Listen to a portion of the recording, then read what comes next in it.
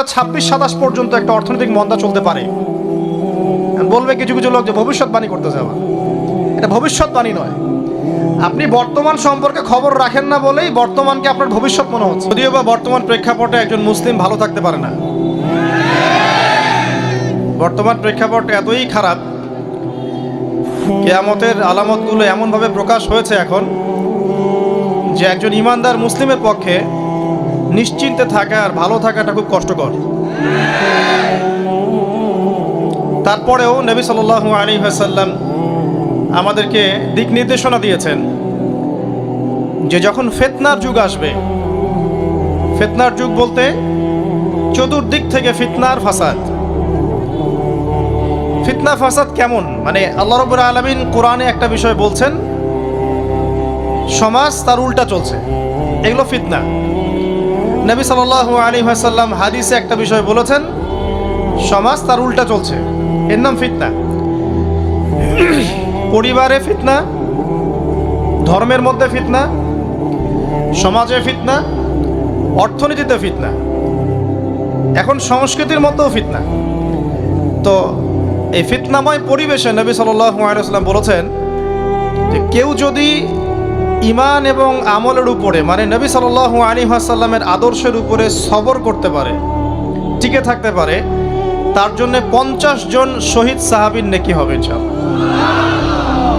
তো ফিতনাময় পরিবেশে যদি সবর করা যায়, হকের উপর অটল থাকার চেষ্টা করা যায়, ইনশাআল্লাহ আপনি 50 জন শহীদ সাহাবীর নেকি পাবেন ইনশাআল্লাহ। তো প্রত্যেকটা ক্ষেত্রেই আপনি ফিতনা পাবেন। পরিবারের দিকে তাকাবেন, দেখবেন পরিবারের বন্ধনগুলো আগের মতো নাই,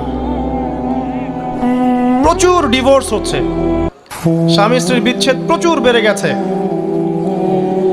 তারপরে সন্তান সন্ততি আমাদের পরিবারে যারা আছে, দেখবেন এরা বেশিরভাগই দুনিয়াদার হয়ে গেছে, দিনের খুব একটা ফিকির নাই। বেশিরভাগ পরিবারের সদস্য দেখবেন নামাজ কালামের এখন ধার ধারছে না। ম্যাক্সিমাম পরিবার থেকে আস্তে আস্তে পর্দাটা কিন্তু শিথিল হয়ে যাচ্ছে। আপনি ব্যক্তি জীবনের দিকে তাকিয়ে দেখেন, গর্বের সাথে আমরা বলি না যে 90% মুসলিমের বাংলাদেশ, দেখবেন মেজরিটি সংখ্যক মুসলিম 5 ওয়াক্ত নামাজ জামাতে পড়ে না। বেশিরভাগ মুসলিম দেখবেন আল কোরআন বিশুদ্ধ করে তেলাওয়াতও করতে পারে না। তো এরপরেও আমরা দাবি করি যে আমরা প্রকৃত মুসলিম, জান্নাত আমাদের জন্য অপেক্ষা করছে। আসলে বাস্তবতা এমন নয়। যারা কোরআন আমরা টুকটাক পড়তে জানি, তাদের মধ্যে কত পার্সেন্ট কোরআনের অর্থ বোঝে? এই আল্লাহ পাকের কিতাব আমার হাতে আছে, এই কিতাবের অর্থ কতজন বোঝে, এটা একটা চ্যালেঞ্জ। যারা কোরআন পড়তে জানি আমরা, তাদের প্রতি চ্যালেঞ্জ, দেখেন তাদের মধ্যে কত পার্সেন্ট মানুষ কোরআনের অর্থ বলতে পারবে। আর অর্থটা যে জানা জরুরি, এই বিষয়টাও আমরা এখন জনগণকে বোঝাতে ব্যর্থ হচ্ছি। কোরআনের অর্থটা যে বোঝাটা জরুরি, এটা বোঝাতেও ব্যর্থ হচ্ছি। কারণ আমরা সবাই প্রত্যেক হরফে 10 নেকি পেতে চাই। কোরআন তেলাওয়াত করলে প্রত্যেক হরফে 10 নেকি হবে, এই তো। তো এই কনসেপ্ট যখন আমার মাথায় ঢুকে গেছে, আমি ওখানে নিজেকে থামিয়ে দিয়েছি। অর্থ বুঝে গবেষণা করলে এবং কোরআন কেন্দ্রিক জীবন ব্যবস্থা গড়লে যে আরো বেশি নেকি হয়, এটা আমার মাথায় নাই। প্রত্যেক হরফে 10 নেকি তো আপনি পাবেন তেলাওয়াত করলে, কিন্তু অর্থ বুঝে এর ভিতরে ঢুকলে, গবেষণা করলে এর মূল স্বাদটা পাওয়া যায়, এটা আমরা বুঝতে পারছি না। দেখবেন বেশিরভাগ মানুষ কোরআনের অর্থটা জানে না। আবার আমরা যারা টুকটাক ভাঙাচুর অর্থ জানি, তারা আবার দেখবেন কোরআনের সমস্ত আদেশ মেনে চলতে পারছি না এবং কোরআনের সমস্ত নিষেধও বর্জন করতে পারছি না। সমস্যা কিন্তু এখানেও থেকে গেছে। আবার কোরআনের ব্যাখ্যায় আছে হাদিস। তো এই হাদিসকে কেন্দ্র করে কোনো বিভ্রান্তির সুযোগ ছিল না, কিন্তু এখানেও আমরা বিভিন্ন জাল এবং মানে বানোয়াট হাদিসের উপর আমলও শুরু করেছি। হাদিসের নামে এমন অনেক কিছুই চলছে সমাজে যেগুলোর সাথে হাদিসের কোনো সম্পর্ক নাই। আমি বলতে চাচ্ছি যে হাদিসের নামে আবার সমাজে এমন অনেক আমল চালু আছে যেগুলোর সাথে আবার হাদিসের কোনো সম্পর্ক নাই। তো দেখুন, ধর্মের মধ্যেও সমস্যা থেকে গেছে। আবার আমরা সবাই মুসলিম, আমাদের সবার ইউনাইটেড থাকার কথা। মুসলিম একটা জাতি, তাদের আল্লাহ একজন, রাসূল একজন, কেবলা এক, তাদের সবার মধ্যে একটা ইউনিটির কথা ছিল। কিন্তু আমরা ধর্মতাত্ত্বিকভাবে এবং পলিটিক্যালি আমরা বিভিন্ন দলে বিভক্ত এবং আপোষের মধ্যে মিল মহব্বত কম। বাইরে হয়তো আমরা বলি যে আমি একজন ধর্মতাত্ত্বিক দলের সদস্য, সে আরেকটা ধর্মতাত্ত্বিক সংগঠনের সদস্য, সে আরেকটা মানহাজ ফলো করে, সে আরেক জামায়াতের, সে আরেক তরিকার ইত্যাদি। আমরা সবাই এক, যদি আমরা বাইরেই কথাটা বলি, কিন্তু অন্তর থেকে কিন্তু আমাদের এই বিষয়টা আসছে না। তো দেখুন, ধর্মকেন্দ্রিক অনেক প্রবলেম থেকে গেছে এখনো। আবার আল্লাহ রাসূল সাল্লাল্লাহু আলাইহি ওয়াসাল্লাম হাদিসের মধ্যে এবং আল্লাহ পাক কোরআনের মধ্যে ধর্ম নিয়ে বাড়াবাড়ি করতে নিষেধ করেছে। ধর্ম নিয়ে বাড়াবাড়ি করো না, তোমরা নিজেদের ধর্ম পালন করো। তা আমরা নিজের ধর্ম যতটা না পালন করি, অন্যের ধর্মের দিকে আঙ্গুলটা তার চেয়ে বেশি তুলি। আমরা আগে নিজের রিলিজিয়নটাকে ঠিক মতো পালন করি, দেখবেন সমাজ ঠিকই পরিবর্তন হয়ে গেছে ইনশাআল্লাহ। তো আমি একটা ধর্ম পালন করি বলে অন্য ধর্মের মানুষের প্রতি বিদ্বেষ পোষণ করতে হবে বা তাদের উপর ঘৃণার মনোভাব প্রকাশ করতে হবে, এটা আল্লাহ পাক শেখান নাই, তার রাসূল শেখান নাই। আল্লাহ এবং তার রাসূল কি শিখিয়েছেন? ইসলামের সত্য বিষয়টাকে আপনি সবার সামনে উপস্থাপন করবেন। যার ইচ্ছা হবে সে কবুল করবে, যার ইচ্ছা হবে সে অস্বীকার করবে। যার যার কবরে শেষে যাবে, যার যার হিসেব শেষে দিবে। চাপিয়ে দেওয়ার সিস্টেমটা ইসলামের মধ্যে নাই। এখন আসেন, পরিবারের আপনাকে ফিতনা কিছু বললাম। অর্থনীতির জীবনে যাবেন, ব্যবসা বাণিজ্যের মধ্যে যান, দেখেন বেশিরভাগ কালোবাজারি করছে, সিন্ডিকেট করছে, মজুদদার মাপে কম দিচ্ছে, জনগণকে ঠকাচ্ছে, করছে না? এগুলো পলিটিক্যাল ফিতনা, এগুলো ইকোনমিক্যাল ফিতনা। তারপরে আপনি আরো দেখবেন ইকোনমিক সেক্টরে রিবা ভর্তি, সুদ। রিবা মানে কি? সুদ, রিবা দিয়ে ভর্তি। ঘুষ ছাড়া কাজ হচ্ছে না, ঠিক আছে? অন্যের সম্পদ আত্মসাৎ না করলে আমাদের পেটের ভাত হজম হচ্ছে না। তো এই যে দুর্নীতি বলেন, ঘুষ বলেন, রিবা বা সুদ বলেন, হ্যাঁ, তারপরে কালো বাজারি বলেন, কালো টাকা সাদা করার টেন্ডেন্সি বলেন, পাচার বলেন, সবগুলো অর্থনৈতিক ফিতনা। এগুলো হচ্ছে কি? অর্থনৈতিক ফিতনা। আর বিশ্বের ফিতনা তো পরে, ওটা তো বলার অপেক্ষা রাখে না। মানে বিশ্বের সবচেয়ে বড় ফিতনা ছিল দ্বিতীয় বিশ্বযুদ্ধ। তার আগে একটা হয়েছে প্রথম বিশ্বযুদ্ধ, যেখানে প্রায় কয়েক কোটি মানুষ মারা গেছে, আর সেকেন্ড ওয়ার্ল্ড ওয়ারে আরও বেশি মানুষ মারা গেছে।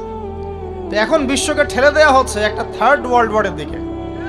মানে যে কোনো সময় একটা তৃতীয় বিশ্বযুদ্ধের আশঙ্কা করছেন এখনকার যারা মিলিটারি অ্যাফেয়ার্স নিয়ে পড়াশোনা করেন, ওয়ার্ল্ড অ্যাফেয়ার্স নিয়ে পড়াশোনা করেন, তারা এগুলো বলতে পারবেন ভালো।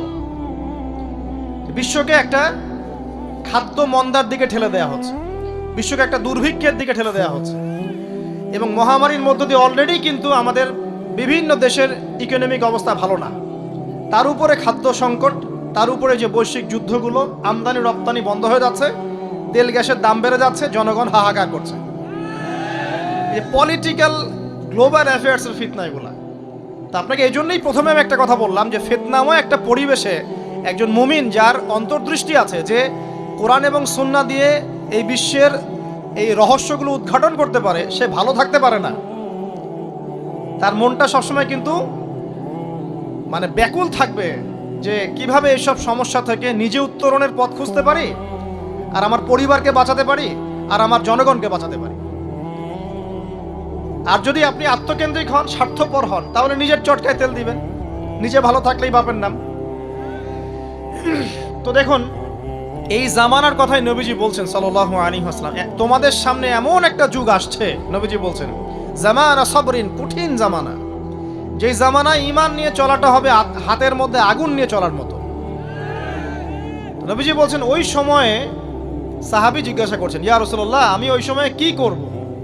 ওই সময় আমি কি করব, আমাকে কি পরামর্শ দিচ্ছেন? নবী সাল্লাল্লাহু আলাইহি ওয়াসাল্লাম বলছেন, হে আমর ইবনে আস, তুমি ওই সময় বাড়িতে অবস্থান করো, বাসায় থাকো, বিনা প্রয়োজনে বাড়ির বাইরে এসো না। ওই সময় তুমি নিজের পাপের জন্য আল্লাহর কাছে ক্রন্দন করতে থাকো, বিনা প্রয়োজনে বাড়ির থেকে বের হয়েও না। আর মানুষের সাথে এত বেশি মেলামেশা করো না, নিজে তোমার আমল, তোমার গুনাহ নিয়ে ব্যস্ত থাকো, তোমার পাপের জন্য আল্লাহর কাছে কান্নাকাটি করো, ইনশাআল্লাহ তুমি নাজাত পেয়ে যাবে। এটা একটা অপশন, মানে ফিতনাময় পরিবেশে আপনি কিভাবে বাঁচবেন এটা একটা অপশন। আরেকটা হাদিসে গিয়ে নবী সাল্লাল্লাহু আলাইহি ওয়াসাল্লাম বলছেন যে যখন এমন ফিতনাময় পরিবেশ আসবে তখন যদি তোমরা এই আমর বিল মারুফ নাহি আনিল মুনকার, সৎ কাজের আদেশ অসৎ কাজের নিষেধ, আমার সুন্নতের উপর অটল থাকতে পারো, তাহলে তোমরা 50 জন শহীদের নেকি পাবে। সাহাবায়ে কেরাম বলছেন, ইয়া রাসূলুল্লাহ আমিনহুম আও মিন্না, তাদের মধ্যে 50 জন নাকি আমাদের মধ্যে 50 জন শহীদ?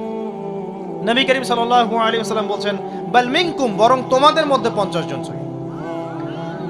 এটা অপশন নাম্বার 2। এক কি বললাম, আপনি নিজেকে নিয়ে ব্যস্ত থাকেন, বাসায় থাকেন, বিনা প্রয়োজনে বাড়ির থেকে বের হবেন না, মানুষের সাথে কম মেলামেশা করেন এবং নিজের পাপের জন্য আল্লাহর কাছে কান্নাকাটি করেন, নিজের আমল নামা নিয়ে ব্যস্ত থাকেন, ইনশাআল্লাহ নাজাত পাবেন।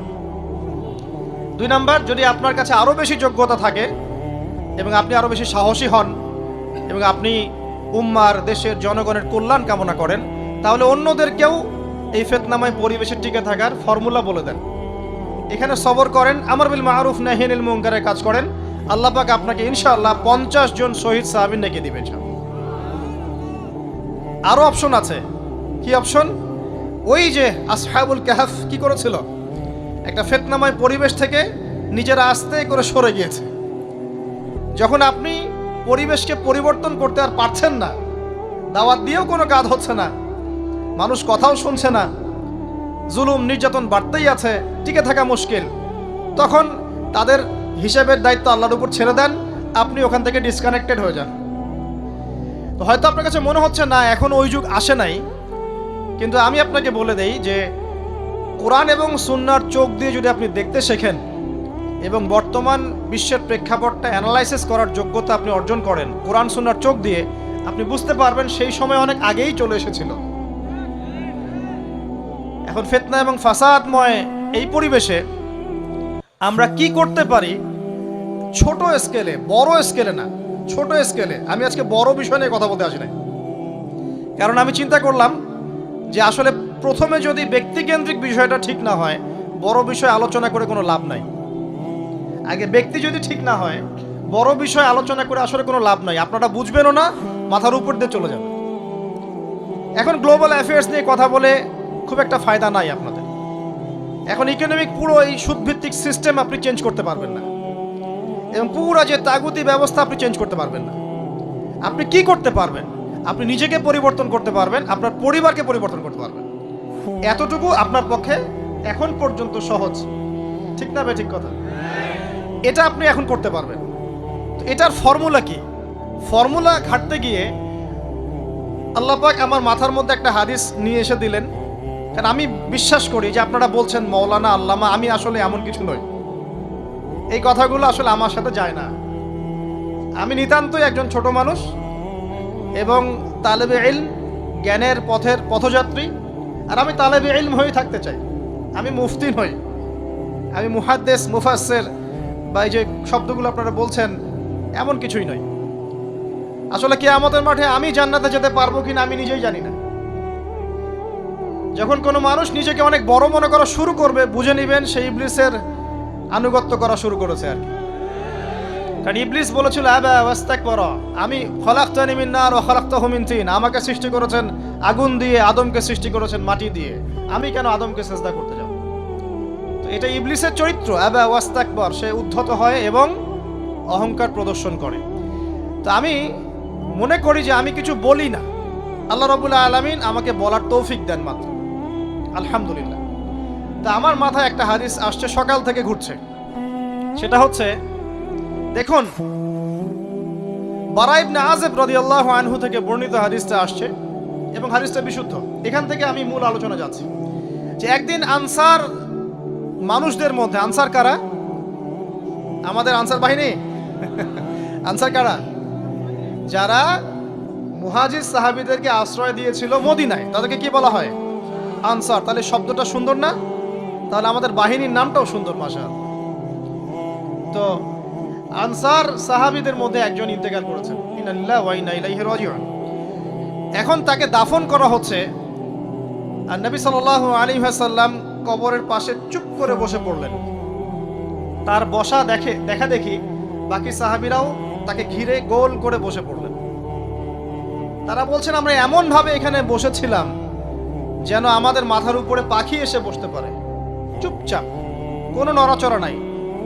দেখেন রাসূলের সাথে বসার সুন্নত, দেখেন কোরআন এবং হাদিসের মাহফিলে বসার কিন্তু সুন্নত আছে। এখানে বসে দুনিয়াবি এত গল্পগুজব করা যাবে না, এই মোবাইল টোবাইল হাবিজাবি নিয়ে এত ব্যস্ত থাকা যাবে না, দিলের কান দিয়ে শুনতে হবে, ঠিক আছে? আদব আছে, না হলে কথা আপনার উপর তাসির করবে না। তারা এমনভাবে বসেছিলেন যেন মাথার উপরে পাখি বসতে পারে, সুবহানাল্লাহ। এবার নবী করিম সাল্লাল্লাহু আলাইহি ওয়াসাল্লাম বলছেন যে যখন মাইয়েতকে কবরে শোয়ানো হয় তখন সে তাকে দাফন করে যাওয়া ব্যক্তিদের হাঁটার খসখস আওয়াজ শুনতে পায়। এরপরে তাকে যখন শুইয়ে দেওয়া হয়, সে যদি মুমিন ব্যক্তি হয় তাহলে তার মাথার দিকে তার সলাত এসে দাঁড়িয়ে যায়। দুনিয়াতে আপনি যে নামাজগুলো পড়েছেন, আমি যে নামাজগুলো পড়ছি, এগুলো মাথার দিকে দাঁড়িয়ে যায়। ডান দিকে চলে আসে তার সওম, সওম মানে কি? রোজা। বাম দিকে চলে আসে যাকাত, যাকাত মানে কি? যাকাতের সাথে তো আমরা পরিচিত নই। আমরা ওই যে রাস্তাঘাটে যে দান খয়রাতগুলো উঠানো হয় এগুলোর সাথে খুব পরিচিত, তাই না?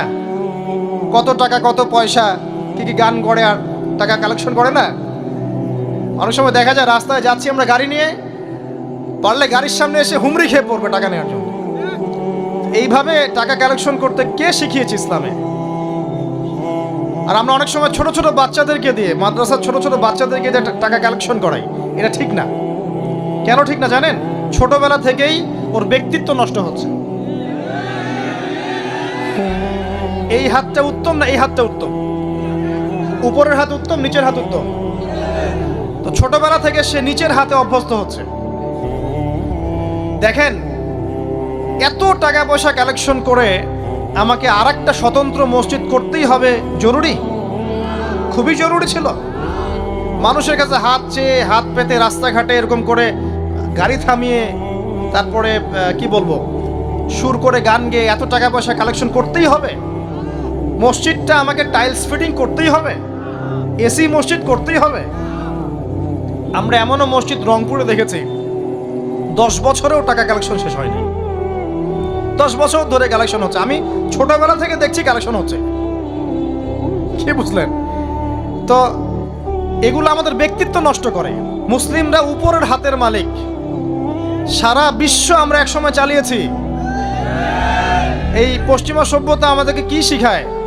সারা বিশ্ব আমরা চালিয়েছি। এই আপনার উমাইয়া খেলাফতের সময়ও কর্ডোভায় আব্দুর রহমানের যে শাসন ছিল, কর্ডোভায়, স্পেন, পর্তুগাল, এই পুরো জায়গাগুলো পশ্চিমা বিশ্বের, এগুলো মুসলিমরা শাসন করেছে প্রায় 500-600 বছর। ইতিহাস তো আমরা জানিও না, পড়িও না, ভুলে গেছে। ইতিহাস পড়তে হয়। হিস্ট্রি ঘাটলে দেখবেন রাসূল সাল্লাল্লাহু আলাইহি ওয়াসাল্লামের 23 বছরের নববী যুগ, স্বর্ণযুগ, তারপর আবু বকর সিদ্দিকের খেলাফত, তারপর উমর ইবনুল খাত্তাবের খেলাফত। আবু বকর সিদ্দিকের 2 বছর বা 2.5 বছর, উমর রাদিয়াল্লাহু আনহুর প্রায় 10 বছর, তারপর উসমান রাদিয়াল্লাহু আনহুর 12 বছর, আলী রাদিয়াল্লাহু আনহুর প্রায় 2-2.5 বছর, তারপরে হাসান রাদিয়াল্লাহু আনহু 6 মাস।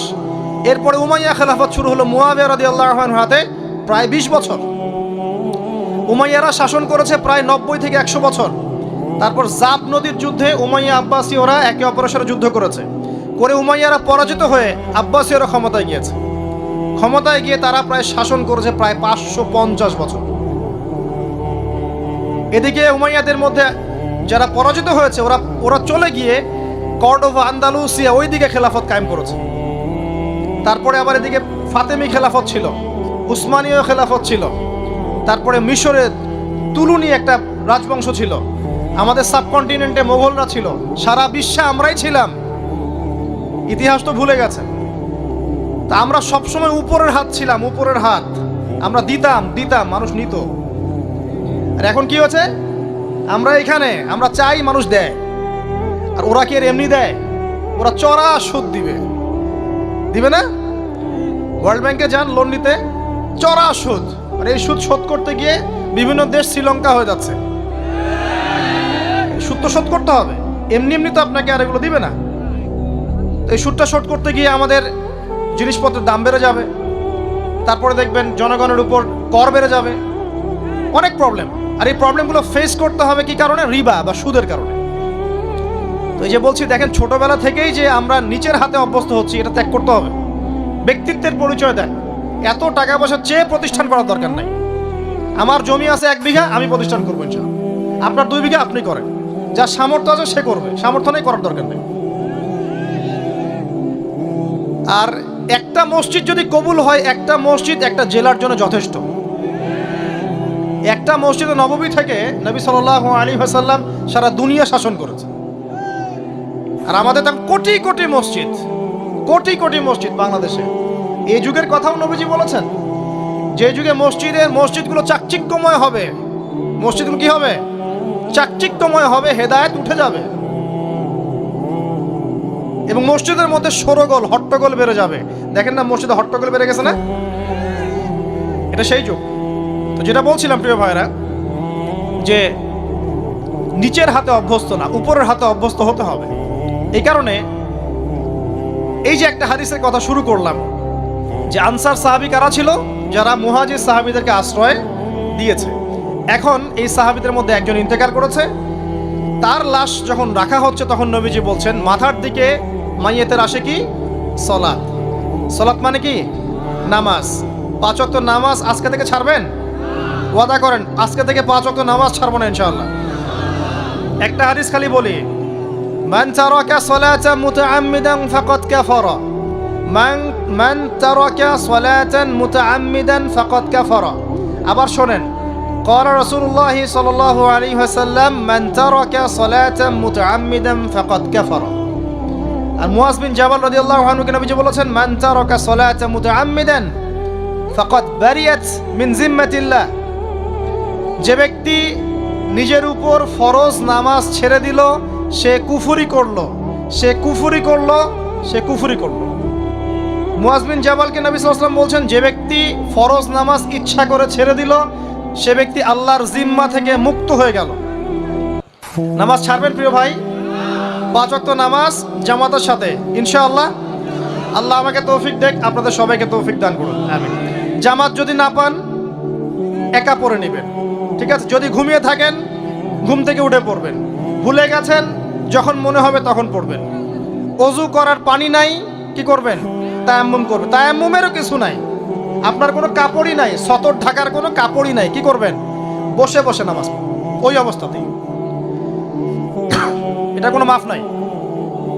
মানে আপনার ওযু করার কোনো পানি নাই, তায়াম্মুমের কিছুই নাই, কাপড়ও নাই সতরে, তখনও নগ্ন হয়ে বসেই নামাজ পড়তে হবে, মাফ নাই। যখন শোয়ানো হবে মাথার দিকে কি থাকবে? সালাত। তাহলে আমরা যারা ফরজ সালাত এখন আদায় করছি না, আজকে তওবা করেন, বলেন আস্তাগফিরুল্লাহ আল্লাযী লা ইলাহা ইল্লা হুয়াল হাইয়ুল কাইয়্যুম ওয়া আতুবু ইলাইহি। হে আল্লাহ, আমরা তওবা করছি, সারা জীবনে যত নামাজ পড়ি নাই, এই সমস্ত নামাজ না পড়ার পাপ থেকে তোমার কাছে তওবা করছি। ঠিক আছে? এটা আস্তাগফিরুল্লাহর অর্থ নয়, আমি বাংলায় বললাম। আর যদি নামাজ কাজা করে আদায় করে দিতে পারেন, আলহামদুলিল্লাহ, খুবই ভালো হয়।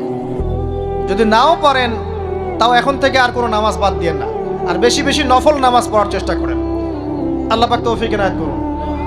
আসুন, তারপরে ডান দিকে কি? সওম। সওম মানে কি? রোজা।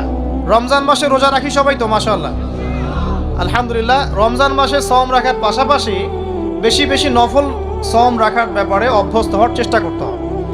সবচেয়ে সেরা সওমগুলো হচ্ছে মাসের 3 দিন, আইয়ামে বীজের সওম, চাঁদের 13, 14 এবং 15 তারিখ।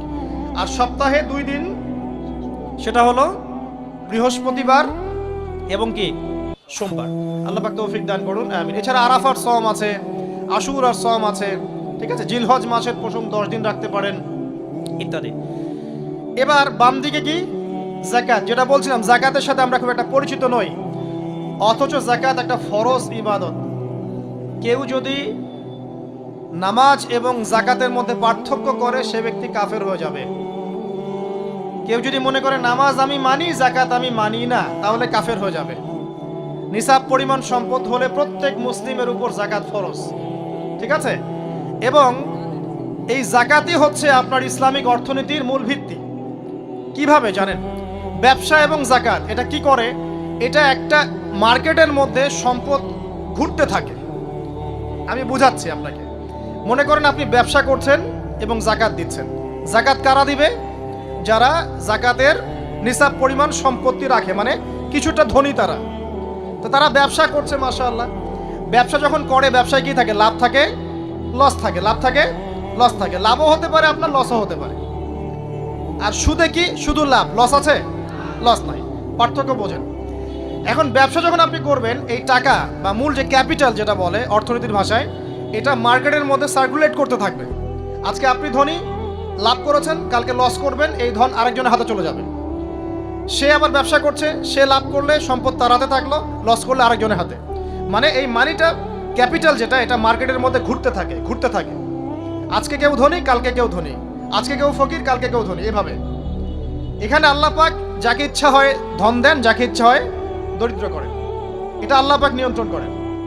আবার এর মধ্যে যারা ধনী হবে তারা আবার যাকাত দিবে। কাকে যাকাত দিবে? যে গরিব তাকে। এই কারণে অর্থনৈতিক সাম্য থাকবে এবং টাকা, ক্যাপিটাল মার্কেটে সার্কুলেট করতে থাকবে। এটা হচ্ছে ইসলামিক ইকোনমিক্স। বুঝতে পারছি না মনে হয়। আর রিবায় কি হবে? রিবায় কোনো লসের চান্স নাই। মানে এখানে ধনী আরো ধনী হতে থাকবে, গরিব আরো গরিব হতে থাকবে, প্লাস যাকাতও দিবে না।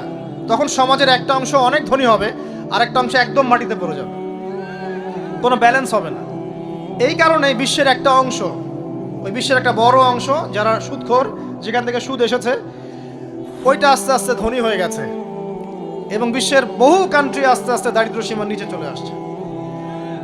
এটা শুধু ব্যক্তির ক্ষেত্রেই নয়, এটা সমাজের ক্ষেত্রেই নয়, পুরো বিশ্বেটা হচ্ছে। তো এই হলো রিবা এবং ব্যবসা ভিত্তিক, যাকাত ভিত্তিক ইকোনমিক সিস্টেমের পার্থক্য, বেসিক ডিফারেন্স। রিবার মধ্যে আল্লাহ পাক তার হাত উঠিয়ে নেন, আল্লাহ পাক সেখানে আর ইন্টারফেয়ার করেন না। ঠিক আছে, সুদ খাচ্ছ, তুমি তোমার মতো চলো। আর ব্যবসা ভিত্তিক ইকোনমিক্স চললে আল্লাহ পাক সেখানে কাউকে ধন দিবেন, কারো কাছ থেকে নেবেন। আপনার ধন নিয়ে আমাকে দিবেন, আমার ধন নিয়ে আপনাকে দিবেন। আর আমি যদি ধনী হই, আমি আবার যাকাত দিব, সেই যাকাতের টাকা আবার আপনার হাতে যাবে, কেউ না খেয়ে মরবে না। তো সামনে এই যে বলা হচ্ছে 2023 সাল, শুধু 23 সাল না, আমার অবজারভেশন 2026-27 পর্যন্ত একটা অর্থনৈতিক মন্দা চলতে পারে। বলবে কিছু কিছু লোক যে ভবিষ্যৎবাণী করতেছে। আবার এটা ভবিষ্যৎবাণী নয়। আপনি বর্তমান সম্পর্কে খবর রাখেন না বলেই বর্তমানকে আপনার ভবিষ্যৎ মনে হচ্ছে। আমাদের অনারেবল মিনিস্টার যারা আছেন ওদেরকে জিজ্ঞাসা করেন, তাদেরকে জিজ্ঞাসা করেন, তারাও বলছেন যে 2023 সাল থেকে 26 সাল খাদ্য মন্দার মধ্যে যাবে। দেখেন নাই? তারা এই কথা বলছেন কারণ তারা বুঝতে পারছেন ওয়ার্ল্ডের অবস্থা ভালো না। এখানে একটা সলিউশন বলছে, ইচ্ছা হলে আপনি গ্রহণ করতে পারেন, ইচ্ছা হলে নাও করতে পারেন। আমার তো চাপিয়ে দেওয়ার কোনো ক্ষমতা নাই। ফাযাক্কির ইন্নামা আনতা মুযাক্কির, আপনি শুধু উপদেশদাতা। লাস্তা আলাইহিম বিমুসাইতির, আপনি কারো প্রতি দারোগা নন। কি উপদেশ? এই যে যাকাত, যেটা যাকাত, আমাদের যাকাত যেটা আসে, এটাকে একটু বড় পরিসরে কালেক্ট করার চেষ্টা করতে হবে। করে যদি আমরা সুষ্ঠু বন্টন করতে পারি গরিবদের মাঝখানে, ইনশাআল্লাহ কেউ খাদ্য অভাবে মারা যাবে না ইনশাআল্লাহ। আল্লাহ পাক আমাদেরকে বোঝার তৌফিক দান। এর পাশাপাশি তারা যেটা বলেছেন, ইকোনমিক সেকশনের লিডার যারা আছে তারা যেটা বলছেন এটা ঠিক বলছেন। তারা বলছেন কৃষিভিত্তিক অর্থনীতির কথা বলছেন, এটার সাথে আমি 100% একমত। কারণ আল্লাহ পাকের কোরআন, এই কোরআনের মধ্যে বেশিরভাগ যে অর্থনীতির কথা এসেছে তা হচ্ছে কৃষিভিত্তিক অর্থনীতি। এটা কি জানেন? হয়তো জানেন না। কোরআনে যত ইকোনমিক সিস্টেমের কথা আসছে তার মধ্যে সবচেয়ে বেশি এসেছে কৃষিভিত্তিক অর্থনীতির কথা, তারপর ব্যবসা এবং যাকাত। অতএব তারা ঠিকই বলেছেন, দেশের যারা ইকোনমিক সেকশনে গবেষণা করছেন তারা ঠিক কথাই বলেছেন যে কৃষিভিত্তিক অর্থনীতি হচ্ছে আমাদের অর্থনৈতিক মন্দা দূর করার অন্যতম উপায়। ঠিক বলেছেন, আমি একমত। তো যাকাত যেটা কথা বলছিলাম, বাম দিকে যাকাত আসবে। তো যাকাত আমরা দিব তো ইনশাল্লাহ ভাই। যাদের, শোনেন, বাংলাদেশে এমন অনেক শিল্পপতি আছে যাদের একজনের যাকাতের টাকা দিয়ে একটা গ্রাম চলতে পারে। আর যাকাতের টাকা কিন্তু শুধু এক বছরে আসবে না, প্রতি বছরেই ঘুরে ঘুরে আসবে। মনে করেন যে আপনাদের এলাকার মধ্যে অনেক বিত্তশালী আছেন, আমি দোয়া করি মন থেকে আল্লাহ পাক বিত্তশালীদের অন্তরটাকে নরম করে দিক এবং ওসমান রাদিয়াল্লাহু আনহুর মতো দানশীল করে দিক। আমরা দোয়া করি। আমরা কারো খারাপ চাবো? সবার জন্য হেদায়েতের দোয়া করব। টাকা থাকতে তো সমস্যা নাই, কিন্তু টাকা থেকে যদি উসমান রাদিয়াল্লাহু আনহু হতে না পারলাম তাহলে সমস্যা। টাকা থাকতে কোনো সমস্যা নাই, ধন আপনাকে আল্লাহ দিতেই পারে। এই ধনটাকে উসমান গনি রাদিয়াল্লাহু আনহুর মতো আল্লাহর পথে বিতরণ করে দেন, ইনশাআল্লাহ আল্লাহ পাক আপনাকে জান্নাতুল ফেরদৌস দান করবেন। তো অনুরোধ থাকবে, দেখেন আপনারা যদি একটা এলাকার জাকাত কালেক্ট করতে পারেন, মনে করেন কথার কথা এখানে কিছু মেয়ে আছে যারা খারাপ পথে পা বাড়িয়েছে, আমার কথা বুঝতে পারছেন? আচ্ছা, এরকম পল্লী অনেক জায়গায় আছে না? 1 বছরের জাকাতের টাকা দিয়ে সমস্ত যৌন পল্লীর মেয়েদেরকে কাজ দেওয়া সম্ভব, কর্মে আনা সম্ভব। ওদেরকে কাজের ব্যবস্থা করে দেন, ওরা কখনোই এই সেক্স ওয়ার্কারের কাজ করবে না ইনশাআল্লাহ। কোনো মেয়েই এই কাজ করতে চায় না আমার মতে। কোনো মেয়েই চায় না যে ইজ্জত বিক্রি করে খাবো, কোনো মেয়ে চাবে? কখনো চাবে না। ওকে আপনি ভালো কাজের ব্যবস্থা করে দেন এই জাকাতের টাকা দিয়ে, দেখবেন ইনশাআল্লাহ সে ওই খারাপ পথ ছেড়ে দিয়েছে। অনেক দেখবেন দরিদ্র মানুষ আছে যে পড়াশোনা করার কোনো সুযোগ নাই, টাকা পয়সা নাই, পড়াশোনা করতে চায় কিন্তু টাকা পয়সা নাই, দিনের জ্ঞান অর্জন করতে চায়, দেশকে কিছু দিতে চায়, টাকা নাই। তাকে আমরা হেল্প করতে পারি না? পারি। অনেক মানুষ আছে মাদক দ্রব্য বিক্রি করছে, তাকে বুঝান, দিনের হেদায়েত দেন যে ভাই আমি তোমাকে আরো ভালো চাকরি দিব, ভালো ব্যবসা দিব, তুমি ছাড়বা কিনা? বলবো আমি ছেড়ে দেবো ইনশাআল্লাহ। বুঝালে ছেড়ে দেবে ইনশাআল্লাহ। এই যে মেগা প্রজেক্ট যেটা কথা বলি আমরা, আত্ম উন্নয়নমূলক বলেন, যুব উন্নয়নমূলক বলেন, বা কান্ট্রি ডেভেলপমেন্টের কথা বলেন, এখানে জাকাত একটা বড় শক্তি হতে পারে। তবে এটাকে সুষ্ঠুভাবে কালেক্ট করতে হবে এবং জাকাতের যে 8টা খাত আছে এই খাতগুলোতে সুষ্ঠুভাবে বন্টন করতে হবে। অমুসলিমদেরকেও জাকাত দেওয়া যায়, জানেন? অমুসলিম যদি কেউ থাকে, দরিদ্র, তাকেও জাকাত দিয়ে সহযোগিতা করা যায়। আমরা সহযোগিতা করি না বলেই তো ওই যে পশ্চিম থেকে লোকজন এসে সহযোগিতা করে খ্রিস্টান বানাচ্ছে এখন সবাইকে। আরো বাড়বে দিন দিন, দেখেন। আমরা তো সহযোগিতা করছি না। আপনার পাশে আপনার প্রতিবেশী না খেয়ে মারা যাচ্ছে, আপনি যাচ্ছেন না। এখন তো অন্য কেউ এসে যদি সাপোর্ট করে, ও তো তার দলেই ভিড়বে তখন, স্বাভাবিক।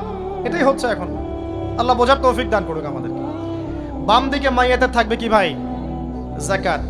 তারপরে পায়ের দিকে চলে আসবে তার আত্মীয়তার সম্পর্ক রক্ষার ইবাদত, তার এই যে অন্যান্য দান সদকা, তার নফল আমল, তার তাসবিহ তাহলিল, তার কোরআন তেলাওয়াত ইত্যাদি পায়ের দিকে চলে আসবে। এখানে একটা হাদিস এসেছে, সূরাতুল মুলক যে ব্যক্তি রাতের বেলা তেলাওয়াত করবে, কোন সূরা ভাই? তাবারাকাল্লাযী বিয়াদিহিল মুলক ওয়া হুয়া আলা কুল্লি শাইইন কাদির। এই সূরা যে ব্যক্তি রাতের বেলা করে তেলাওয়াত করবে, ইনশাআল্লাহ সূরা মুলক কবরে তার সাথে থাকবে এবং কবর আযাব থেকে সূরা মুলক তাকে বাঁচাবে ইনশাআল্লাহ। আমি বুঝাচ্ছি যে কি অবস্থাটা হবে। এবার দুজন ফেরেশতা মাথার দিক থেকে আসবেন, আসতে চাইবেন, সালাত বলবে এখান দিয়ে আসা যাবে না, এদিক দিয়ে আসা যাবে না। ডান দিক দিয়ে আসতে চাইবেন, এদিক দিয়ে আসা যাবে না। বাম দিক দিয়ে আসতে চাইবেন, যাকাত বলবে এদিক দিয়ে আসা যাবে না। পায়ের দিক দিয়ে আসতে চাইবেন, আমলগুলো বলবে এদিক দিয়ে আসা যাবে না। তখন যাই হোক তারা আসবেন। এটা তাদের, এটা কথা কি? এটা কথাটা হচ্ছে যে সলাতের গুরুত্ব, মানে সে সলাত আদায় করেছে, সে আমার হক আদায় করেছে, আমি তার পক্ষে আছি, এটা পক্ষে বোঝাচ্ছে। রোজা বলবে আমি ওর পক্ষে আছি, তাকে আপনি কোনো শাস্তি দিবেন না, আমি তার পক্ষে আছি। আপনারা দুজন তাকে শাস্তি দিবেন না, আমি যাকাত তার পক্ষে আছি, এটা পক্ষে থাকার কথা। তারপরেও তারা আসবেন, চোখগুলো হবে নীল এবং কালো বর্ণ, নীলাপ চোখের, কালো। মুনকার নাকি উঠে বসিয়ে দেওয়া হবে। এবার 3টা প্রশ্ন। প্রথমে প্রশ্ন হচ্ছে কি, মান রব, তোমার রবকে? তখন মুমিন বান্দা বুক ফুলিয়ে বলবে রব্বি আল্লাহ, আমার রবকে আল্লাহ। পৃথিবীতে যে ব্যক্তি আল্লাহর সাথে শিরিক করে নাই, আল্লাহর তাওহীদের উপর থেকেছে এবং তার উপরে মৃত্যুবরণ করেছে, ইনশাআল্লাহ সে ব্যক্তি এর উত্তর নির্দ্বিধায় দিতে পারবে ইনশাআল্লাহ। আর দুনিয়াতে যে বা যারাই আল্লাহর সাথে শিরিক করবে, আল্লাহর সাথে শিরকের পাপে লিপ্ত হবে, ওই অবস্থায় মারা যাবে, তাওহীদের উপর থাকবে না, কোশ্চিন কালেও মান রব্বুক উত্তর দিতে পারবে না। তারপরে প্রশ্ন হয়ে যাবে মা দীনুক, তোমার দিন কি ছিল? মুমিন বান্দা উত্তর দিবে কি, দীন ইয়াল ইসলাম, আমার দিন ছিল ইসলাম। এখানে শুনে রাখেন, পৃথিবীতে যারা ইসলামকে পরিপূর্ণরূপে পালন করবে তারাই এই উত্তর দিতে পারবে ইনশাআল্লাহ।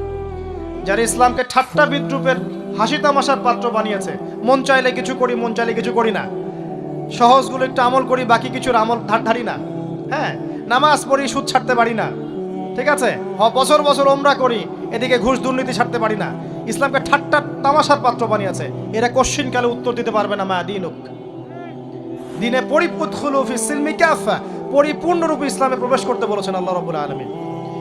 যারা পরিপূর্ণরূপে ইসলামে প্রবেশ করবে এবং ইসলামের প্রতিটা মৌলিক বিধান মেনে চলবে, ইনশাআল্লাহ তারা এর উত্তর দিতে পারবে। এরপরে আসবে তৃতীয় প্রশ্ন। নবী সাল্লাল্লাহু আলাইহি ওয়াসাল্লামকে দেখানো হবে, যখন দেখানো হবে তখন সূর্য যখন ডুবে যায়, যে দৃশ্যটা আমরা দেখতে পারি না, ওই দৃশ্যটা ভেসে উঠবে এবং মুমিন বান্দা অস্থির হয়ে যাবে, বলবে আমাকে ছেড়ে দাও, আমি নামাজ পড়বো। সুবহানাল্লাহ। কারণ তার কাছে মনে হবে যে আসরের ওয়াক্ত হয়ে গেছে, আসরের ওয়াক্ত হয়ে গেছে, আসরের ওয়াক্ত চলে যাচ্ছে, আমাকে নামাজ পড়তে হবে। চিন্তা করেছেন? ওই যে একটা হাদিস আছে না, যে 7 শ্রেণীর মানুষকে আল্লাহ রাব্বুল আলামিন আরশের ছায়া ছায়া দিবেন, তার মধ্যে এক শ্রেণীর মানুষকে যার অন্তর মসজিদের সাথে ঝুলে থাকে, তার মন মসজিদের সাথে ঝুলেছিল, এই সূর্য ডুবে গেল বলে আমাকে ছেড়ে দাও, আমি নামাজ পড়তে যাব। তখন ফেরেশতারা বলবেন তোমাকে নামাজ পড়তে দেয়া হবে, তবে তার আগে তুমি এর উত্তর দাও। কি উত্তর? এই ব্যক্তির দিকে তাকাও। তখন নবী সাল্লাল্লাহু আলাইহি ওয়াসাল্লামকে দেখানো হবে, সাল্লাল্লাহু আলাইহি ওয়াসাল্লাম দরুদ পড়বেন, বলা হবে যে এই ব্যক্তির সম্পর্কে তোমার কি ধারণা? মান হাযা রাজুলু বুইসা ফীকুম, এই ব্যক্তি কে, যাকে তোমাদের কাছে পাঠানো হয়েছিল? মুমিন ব্যক্তি নির্দ্বিধায় বলে দিবে যে তিনি হচ্ছেন আমার নবী মুহাম্মদুর রাসূলুল্লাহ সাল্লাল্লাহু আলাইহি ওয়াসাল্লাম। দেখুন, পৃথিবীতে যে বা যারাই নবী সাল্লাল্লাহু আলাইহি ওয়াসাল্লামের সুন্নতের উপর আমল করবে, ইনশাআল্লাহ সে তার উত্তর দিতে পারবে। দুনিয়াতে যারা নবীর সুন্নতের 5 পয়সা পরোয়া করছে না, তার আদর্শের 5 পয়সা দাম দিচ্ছে না, তারা কোশ্চিন কালে উত্তর দিতে পারবে না। নাম হতে পারে আব্দুর রহমান, আব্দুর রহিম, নবীর সুন্নতের ধার ধারে না, তারা উত্তর দিতে পারবে না। নবীর সুন্নতের গুরুত্ব কত গভীর, এটা আমাদেরকে এখান থেকে বুঝতে হবে।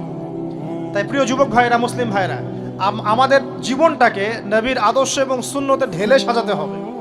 সকাল থেকে সন্ধ্যা পর্যন্ত প্রতিটা কাজ করব কার তরিকায়? রাসূলের তরিকায়। নামাজ পড়বো তার তরিকায়, রোজা, সিয়াম, হজ, যাকাত, আমল, মুআমালাত, আখলাক সব কার তরিকায়? নবী সাল্লাল্লাহু আলাইহি ওয়াসাল্লামের তরিকা অনুযায়ী ইনশাআল্লাহ। আল্লাহ পাক তৌফিক এনায়েত করুন, আমিন। এবার ফেরেশতা দুজন জিজ্ঞাসা করবেন অবাক হয়ে যে তুমি কিভাবে এটা জানলে, তুমি কিভাবে এই 3টা প্রশ্নের উত্তর দিতে পারলে? কারণ বেশিরভাগ মানুষ তো উত্তর দিতে পারবে না, বেশিরভাগ মানুষই এই উত্তর দিতে পারবে না। কারণ কিয়ামতের মাঠে 1999 জন মানুষ জাহান্নামে যাবে, নাউজুবিল্লাহ। তো এটা কঠিন পরীক্ষা। আল্লাহ রাসূল সাল্লাল্লাহু আলাইহি ওয়াসাল্লাম বলেছেন যে নিশ্চয়ই তোমাদেরকে এখানে পরীক্ষায় ফেলা হবে, আর তোমরা যদি এই পরীক্ষা জেনে তোমাদের মৃতদেরকে দাফন করা থেকে বিরত না থাকতে, তাহলে আমি তোমাদেরকে শুনিয়ে দিতাম কবরে কেমন পরীক্ষা হয়। মানে যদি আমরা শুনতে পারতাম যে কবরে কেমন পরীক্ষা হয়, আমরা ভয়ে আমাদের মৃতদেরকে দাফন পর্যন্ত করতাম না। এটা নবীজি বলছেন সাল্লাল্লাহু আলাইহি ওয়াসাল্লাম। তাকে জিজ্ঞাসা করা হবে যে তুমি কিভাবে জানলে এটা? বেশিরভাগ মানুষ তো পারে না উত্তর দিতে। তখন সেই ব্যক্তি বলে বসবে, সেই ব্যক্তি বলবে যে করাতু কিতাব আল্লাহ, আমি আল্লাহর কিতাব এই কোরআন পড়েছি। মুমিন বলবে আমি আল্লাহর কোরআন পড়েছি, ফাআমানতু বিহি, আমি এর উপর ঈমান এনেছিলাম, ওয়া সাদ্দাকতু, এবং সত্যায়ন করেছিলাম। সুবহানাল্লাহ। অতএব দুনিয়াতে যারা দ্বীনের জ্ঞান অর্জন করছে না, কোরআন পড়ছে না, হাদিস পড়ছে না, পড়াশোনার চেষ্টা করছে না, জানার চেষ্টা করছে না, কবরে পাওয়া ডিফিকাল্ট আছে। এটা একটা অন্যতম প্রশ্ন। আমরা কিন্তু মনে করি 3টা প্রশ্ন হচ্ছে, আসলে প্রশ্ন হচ্ছে কয়টা? 4টা। 3টার পরে আরো একটা এক্সট্রা। কিভাবে জানলে? তখন উত্তর দিচ্ছে আমি আল্লাহর কিতাব পড়েছি, ঈমান এনেছি, সত্যায়ন করেছি। সুবহানাল্লাহ। নবী সাল্লাল্লাহু আলাইহি ওয়াসাল্লাম হাদিসের পরের অংশে বলছেন যে যখন কাফের বান্দাকে উঠানো হবে, তখন ডানেও কিছু নাই, বামেও কিছু নাই, সামনে পিছনে কিচ্ছু নাই। মাথার দিক থেকে ফেরেশতারা চলে আসবেন, উঠিয়ে বসানো হবে, প্রশ্ন করা হবে কে তোমার রব? একটাই উত্তর, লা আদরি, আমি জানি না। নাউজুবিল্লাহ। কি তোমার দিন? লা আদরি, আমি জানি না। এই যে আল্লাহর তো খবর নাই, আল্লাহ পাকের বিধান মেনে চলার কোনো খবরই নাই, পরোয়াই নাই। সে জানবে কিভাবে ইসলাম কি জিনিস? সে জানবে কিভাবে আল্লাহ কি জিনিস? ও তো আল্লাহকে চিনেই না। দিব্যি বলে বেড়াচ্ছে মহাবিশ্ব সৃষ্টি হয়েছে বিগ ব্যাং থেকে, আল্লাহ বলে কেউ নাই। মানুষ সৃষ্টি হয়েছে বান্দর থেকে, নাউজুবিল্লাহ। ওই যে ডারউইনের মতবাদ, মানুষ তো আল্লাহকে চিনছে না, এখনো মানুষ মনে করছে যে আল্লাহ বলতে কেউ নাই। এবং এই মুক্ত চিন্তার নামে, বাক স্বাধীনতার নামে নাস্তিকতার যে চর্চাটা বেড়েছে বাংলায়, এটা আশঙ্কাজনক। বড় বড় বিশ্ববিদ্যালয় থেকে পড়ে আসছে, অনেক সময় দেখলাম বড় বিশ্ববিদ্যালয়ের প্রফেসর, সে বলছে যে মহাবিশ্ব বিগ ব্যাং দিয়ে সৃষ্টি হয়েছে, সৃষ্টিকর্তা নাই এখানে। তো মুসলিম বিজ্ঞানীর একটা কথা বলতেন যে মানুষ বিজ্ঞান সম্পর্কে অল্প জানলে নাস্তিক হয়ে যায়, আর অনেক গভীর জ্ঞান অর্জন করলে আল্লাহর কাছে আত্মসমর্পণ করে। খেয়াল করে দেখবেন, ডক্টর, ইঞ্জিনিয়ার যারা বড় বড় লেভেলে চলে গেছেন, অনেক সিনিয়র, তারা কিন্তু বেশিরভাগ নামাজি দেখবেন, নামাজ পড়ে, দান সৎকার করে, সমাজ কল্যাণমূলক কাজ করে। তারা কিন্তু রোগীর সেবা করতে গেলেও বলে যে নামাজ পড়িয়েন, রোজা রাখিয়েন, তারা কিন্তু বলে। অনেক ডক্টর আমি দেখেছি এমন, যারা যত বেশি গবেষণা করে তারা তত বেশি আস্তিক হয়ে যায়, আর টুটাফাটা গবেষণা করলে নাস্তিক হয়ে যাবে। কত প্রশ্ন, ইসলামের এটা কেন, ওইটা কেন, ইসলামে বহুবিবাহ কেন, হ্যাঁ, ইসলামে কি পর্দার বিধান কেন, তারপর ইসলামে এত রেস্ট্রিকশনস, এত বাইন্ডিংস কেন, হ্যাঁ, স্বাধীনতা নাই কেন, কত প্রশ্ন। ইসলামের এগেনস্টে কত তীর এখন ছোড়া হচ্ছে। তো এই ব্যক্তি কেমন করে উত্তর দিবে যে মাহাদিনুক, তোমার দিন কি? আল্লাহর দিকে কত প্রশ্ন ছোড়া হচ্ছে, কত শিরকের পাপ আমরা করছি, অনেক সময় মুসলিম হয়েও শিরকের পাপ করছি। কিভাবে উত্তর দিবে মান রব্বুক? 3 নাম্বার প্রশ্ন যখন করা হবে, এই ব্যক্তিকে দেখো দেখি, সে বলবে যে আমি জানি না এই ব্যক্তিকে, তবে শুনেছিলাম, মানুষের মুখে শুনেছিলাম, মানুষ যা বলতো আমি তাই বলতাম। মানে সে রাসূল সাল্লাল্লাহু আলাইহি ওয়াসাল্লামের নাম শুনেছিল হয়তোবা, কিন্তু তার সুন্নত বা আদর্শ কখনো মেনে চলে নাই, পারলো না। এবার জান্নাতি ব্যক্তি হলে কি হতো? ওই যে সূর্য ডুবছিল যেখানে, তার দৃষ্টির সীমা পর্যন্ত কবরকে প্রশস্ত করে দেয়া হতো, এবং জান্নাতের একটা দরজা তার কবরে খুলে দেয়া হতো।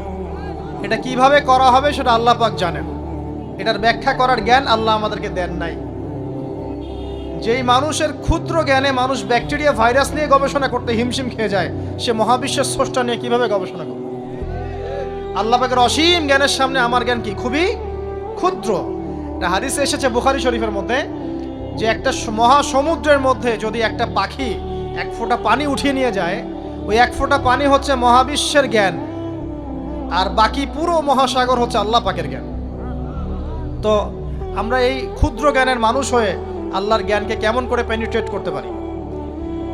তো আল্লাহ পাক জান্নাতের দরজাগুলো খুলে দিবেন, একটা দরজা খুলে দিবেন, সেখান থেকে বাতাস আসবে, সে জান্নাতের নাজ নেয়ামত উপভোগ করতে থাকবে, এবং তার রূহটাকে সবুজ রঙের পাখির আকৃতিতে জান্নাতে রেখে দেওয়া হবে। ইল্লিন মানে ওখানে জান্নাতের নিয়ামত সে পাবে। এটাকে বলা হয় দারুল বারজাখ বা বারজাখের জীবন। জীবন অনেকগুলো, একটা ছিল রুহের জগৎ। রুহের জগতে আমরা সবাই ছিলাম। শোনেন, রুহের জগতে যার সাথে যার বন্ধুত্ব, ভালোবাসা গভীর ছিল, দুনিয়াতে তার সাথে তার ভালোবাসা বেশি। এটা হয়তো জানেন না, জানতেন হাদিসটা? রুহের জগতে যদি কখনো আপনার সাথে আমার দেখা হয়ে থাকে, দুনিয়াতে আপনার সাথে আমার দেখা হবে ইনশাআল্লাহ। রুহের জগতে যদি আপনার আমার মধ্যে ঘনিষ্ঠ ভালোবাসা থেকে থাকে, এখানেও ভালোবাসা হয়ে যাবে ইনশাআল্লাহ। এটা বলে আমি আবার তোমাদের বয়ফ্রেন্ড গার্লফ্রেন্ড ভালোবাসা বুঝাই নাই, ওই ভালোবাসার কথা বলি নাই। আবার রুহের জগতে বিদ্বেষ, এখানেও দেখবেন বিদ্বেষ। ওটা একটা জগৎ ছিল যেখানে আল্লাহ পাক সমস্ত আদম সন্তানকে সৃষ্টি করে তাদের রুহটাকে রেখেছিলেন, এবং ওয়াদা নিয়েছেন। কি ওয়াদা? আল্লাহ পাক বলেছিলেন আলাস্তু বিরব্বিকুম, সূরা আরাফের 182 নম্বর আয়াত পড়ে দেখবেন, 182 নম্বর আয়াত। আল্লাহ পাক বলেছিলেন যে আমি ওয়াদা নিয়েছিলাম, আলাস্তু বিরব্বিকুম, আমি কি তোমাদের রব নই?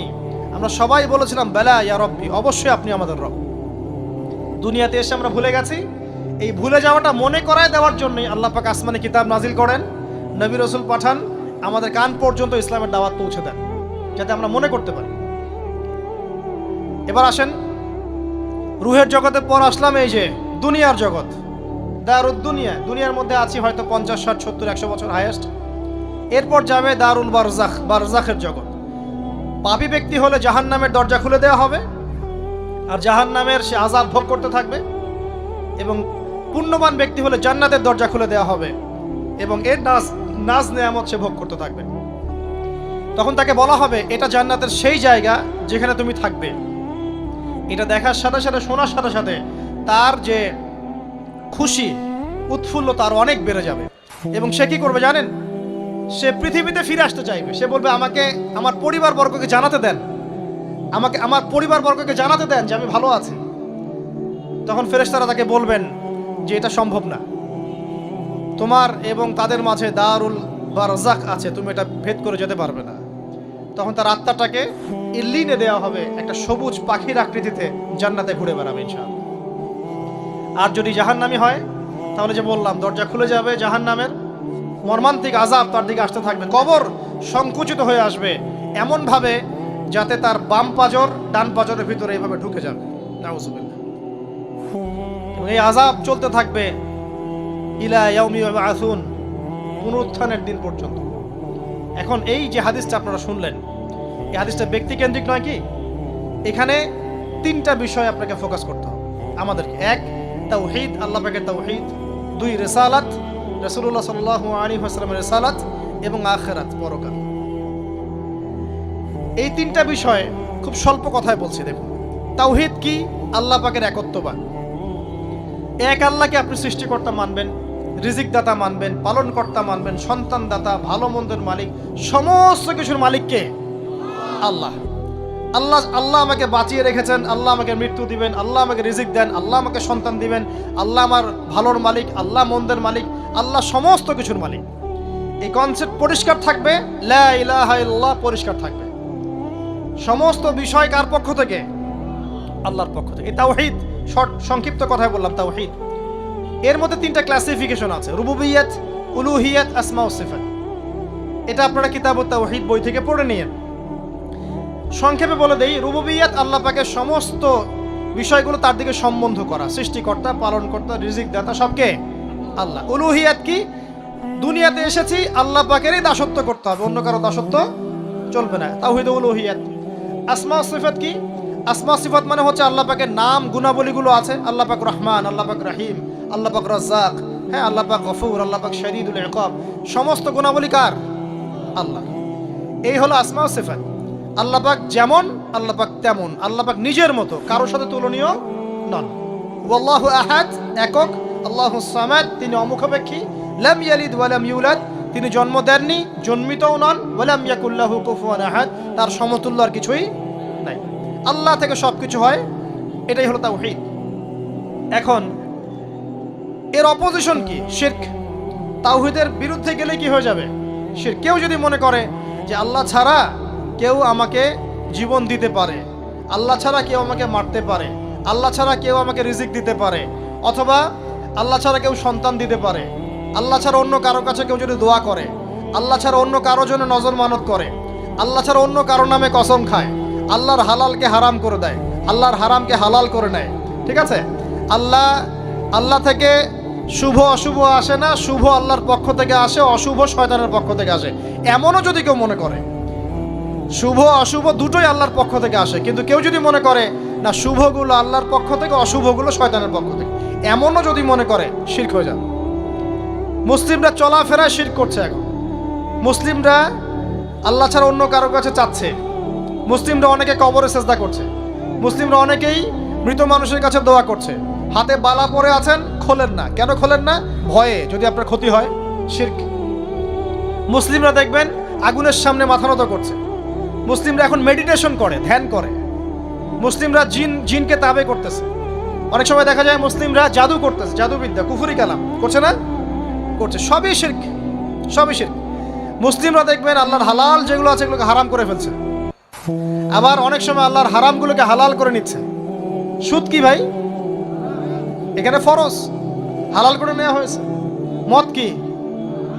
তোমাদের কাছে তো ওয়াজিব, না খাইলে ঘুম হয় না। তো এই যে আল্লাহর হারামগুলোকে কি করছি আমরা? হালাল করে ফেলছি, এটাও শিরক, কুফরি একটা।